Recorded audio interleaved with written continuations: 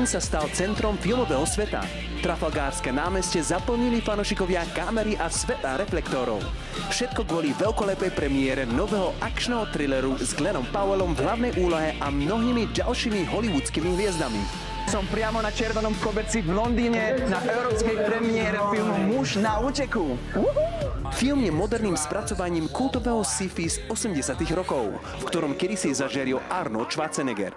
I'll be back. Tento raz sa príbeh vracia v réžii Edgara Wrighta, tvorcu známeho filmový Baby Driver či Posledná noc v Soho. A práve on prezradil, čo ho na príbehu zaujalo najviac.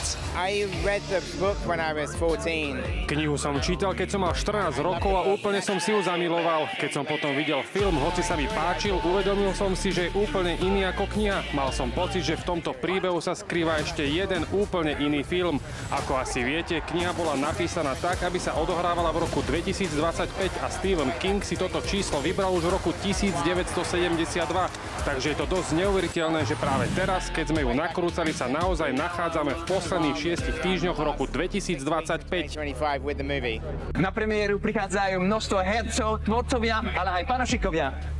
Na červenom koberci som mal to šťastie stretnúť sa a odfotiť sa Glennom Powellom, hlavným hrdinom filmu. Po jeho boku sa objavil aj Colman Domingo, ktorý stvárňuje moderátora smrteľnej televíznej show o prežite. Welcome to the Running Man. Contestants will be hunted for 30 days. Glenn hrá muža, vťahnutého priamo do tejto nebezpečnej hry a ako sám priznal, fyzicky to bola poriadna výzva.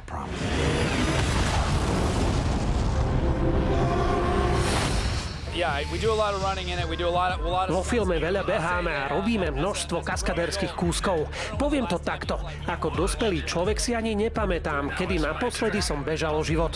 Ale keď to robíš celú noc, je to oveľa vyčerpávajúcejšie, než by si čakala. Ak je však niekto, kto má viac energie než ktokoľvek iný a obrovské skúsenosti s behaním pred kamerou, je to Tom Cruise. A musím povedať, že bol veľmi štedrý so svojimi radami. Nielen Tom Cruise mu dal radu, obaja si spolu zahrali aj vo filme Top Gun Maverick. Veľkým prekvapením večera však bolo, že film osobne prišiel podporiť aj samotný Tom Cruise. Spolu sa odfočili s obrovskými vedrami popcornu. Po projekcii som ešte stretol známeho britského moderátora Jonathana Rossa, ktorý mi pochválil dlhý kabát. Veľmi milý pán. Londýnska premiéra mala atmosféru skutočnej filmovej udalosti a opäť potvrdila, že britská metropóla patrí medzi hlavné centrá svetovej kinematografie.